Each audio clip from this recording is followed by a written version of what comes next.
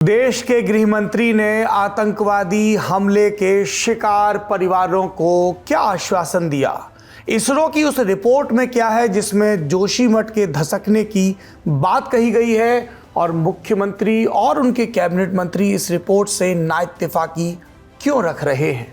बात यह भी तो होनी चाहिए कि एक बड़ा फिल्म राइटर, तमाम मानीखेज फिल्में लिखने वाला गुजर जाता है तो एक बड़ी सुर्खी क्यों नहीं बनती है। बात इस पर भी होनी चाहिए कि एनटीपीसी की विष्णुगाड़ परियोजना पर क्या प्रतिक्रिया आई है आखिरकार। इन सब को हम बोलचाल की भाषा में कहते हैं सुर्खियां। नमस्कार, मेरा नाम सौरभ द्विवेदी है। ये लल्लन टॉप का नया शो है जिसमें हम दिन भर की हेडलाइंस के बारे में बात करते हैं। तो आइए शुरू करते हैं सिलसिला। पहली सुर्खी जम्मू कश्मीर से है। गृह मंत्री अमित शाह आज 13 जनवरी के रोज राजौरी के दौरे पर थे। हम जानते हैं बीते 1 और 2 जनवरी को राजौरी और श्रीनगर में आतंकवादी हमला हुआ था। इस सिलसिले में गृह मंत्री ने सुरक्षा बलों के अधिकारियों के साथ बड़ी बैठक की। हमला क्या था?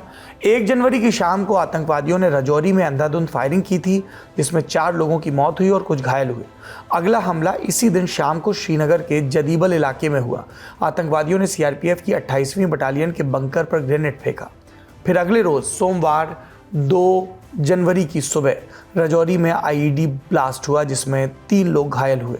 इन 3 हमलों में कुल 7 लोगों की मौत हुई और 14 घायल बताए गए। अमित शाह और जम्मू कश्मीर के उपराज्यपाल मनोज सिन्हा ने प्रेस कॉन्फ्रेंस कर इस मसले पर बात की। कहा पीड़ित परिवारों से फोन पर बात हुई, उनका मनोबल बढ़ाया गया। इससे पहले गृह मंत्री अमित शाह राजौरी जिले में डांगरी के पीड़ित परिवारों से मिलने वाले थे। फिर 13 जनवरी को खबर आई कि केंद्रीय गृह मंत्री की मुलाकात रद्द कर दी गई है, फोन पर बात हुई है। अमित शाह ने प्रेस कॉन्फ्रेंस में अपने हिस्से की बात कही, सुनिए। जांच में एनआईए के साथ जम्मू पुलिस का पूरा इन्वॉल्वमेंट होगा और विगत 1.5 साल में जितनी भी घटनाएं हुई हैं, इस सारी घटनाओं को एक साथ रखते हुए ये टीम आतंकवादी गतिविधियों की जांच उसी दायरे में करेगी। इसके साथ साथ ओजीडब्ल्यू के लिए भी आतंकवादी ग्रुपों के सपोर्ट सिस्टम के लिए और उनके सूचना तंत्र के लिए भी सभी पहलुओं पर आज चर्चा हुई है। और एक कह सकते हैं कि संपूर्ण 360 डिग्री सुरक्षा का चक्र बनाने का आज सभी एजेंसियों ने भरोसा भी दिलाया है और इस पर चर्चा भी हुई है। अगली सुर्खी बनी है एक विचित्र तर्क से जो शंकर मिश्र ने दिया। ये महानुभाव एयर इंडिया की फ्लाइट में एक बुजुर्ग महिला पर पेशाब करने के आरोपी हैं। 26 नवंबर 2022 को कथित रूप से घटना हुई लेकिन शंकर पर कार्रवाई नहीं हुई। मामला जनवरी में मीडिया में उछल गया। तब दिल्ली पुलिस ने शंकर को बेंगलुरु से गिरफ्तार किया और 14 दिन की न्यायिक हिरासत में है वो, इसीलिए बेल के ख्वाहिशमंद भी हैं। 12 जनवरी को उनकी बेल याचिका खारिज हो चुकी है लेकिन बेल के लिए वो कुछ भी करने को तैयार हैं। तभी उनके वकील ने कोर्ट में दलील दी। क्या दलील दी? शिकायत करने वाली महिला की सीट ब्लॉक थी। मेरे मुवक्किल शंकर मिश्र का वहां जाना संभव नहीं था। महिला ने खुद पर ही पेशाब किया। वो एक कथक डांसर हैं। 80% कथक डांसर्स को ये समस्या है। ये वकील का तर्क है। मीडिया रिपोर्ट्स के मुताबिक घटना के बाद टिकट रिफंड को लेकर भी दोनों पक्षों में बात हुई। आरोपी के वकील ने कहा कि पीड़ित महिला को मुआवजे के तौर पर 15,000 रुपए दिए गए थे लेकिन उन्होंने वो पैसे लौटा दिए। फिर महिला के दामाद ने एक आरोपी को मेल भेजा कि अगर उन्हें हवाई टिकट का पूरा पैसा नहीं दिया गया तो ये केस मीडिया में लीक कर देंगे। शंकर की दलील, उनका कोई आपराधिक इतिहास नहीं है। वैसे अमेरिका में जिस कंपनी में शंकर काम करते थे वहां से उन्हें टर्मिनेट कर दिया गया है। इस मामले में यह भी सामने आया कि 26 नवंबर वाले वाकये के बाद एयर इंडिया के क्रू ने अपने सीनियर्स को मेल पर घटना की जानकारी दी थी। ये भी बताया गया कि पीड़िता को पुलिस कंप्लेंट के लिए मदद की पेशकश की गई थी लेकिन जब महिला को बताया गया कि शंकर माफ़ी मांगने और मुआवजे के लिए तैयार हैं तो दोनों पक्षों के बीच एक बैठक हुई। लेकिन एक साथी यात्री ने पीड़िता को मामला मीडिया में बताने की सलाह दी। अगली सुर्खी ये जोशीमठ से है। 12 जनवरी की शाम से ही इसरो के नेशनल रिमोट सेंसिंग सेंटर द्वारा जारी उन तस्वीरों की चर्चा चल रही, जिसके आधार पर कहा जा रहा है कि 27 दिसंबर 2022 से 8 जनवरी 2023 के बीच 12 दिनों में जोशीमठ के इलाके 5.4 सेंटीमीटर धंसके, जबकि अप्रैल 2022 से नवंबर 2022 के बीच जोशीमठ 9 सेंटीमीटर धंसका था। आज मुख्यमंत्री पुष्कर सिंह धामी की अध्यक्षता में कैबिनेट की मीटिंग हुई और इस मीटिंग के बाद उनके कैबिनेट मंत्री धन सिंह रावत ने दावा किया कि उनकी इसरो निदेशक से बात हुई और जिस रिपोर्ट की चर्चा चल रही है वो इसरो का आधिकारिक मत नहीं है। इसरो अपनी ऑफिशियल रिपोर्ट अलग से जारी करेगा। इस बीच बीते दिनों से प्रेस से कुछ दूर चल रही एनटीपीसी के हवाले से खबर आई। एनटीपीसी ही तपोवन विष्णुगाड़ परियोजना बना रहा है, जिसके चलते जोशीमठ के धसकने का आरोप लगाया जा रहा है। 10 जनवरी को केंद्रीय ऊर्जा मंत्रालय ने एनटीपीसी के अधिकारियों से जवाब तलब किया था। अगले दिन 11 जनवरी को एजेंसी ने लिखित में जवाब दिया। इसकी जानकारी आज प्रेस में आई, जिसके मुताबिक एनटीपीसी ने अपना पुराना स्टैंड दोहराया। एजेंसी का कहना है कि उसकी सुरंग जोशीमठ से 1100 मीटर दूर से जाती है और जमीन के भीतर 1 किलोमीटर से ज्यादा की गहराई पर है, अतः इस त्रासदी से उसका कोई लेना देना नहीं है। अगली सुर्खी बड़ी जरूरी सुर्खी सुप्रीम कोर्ट से है। आज हेट स्पीच के मामले में अदालत ने केंद्र से पूछ लिया कि आपने अभी तक क्या किया।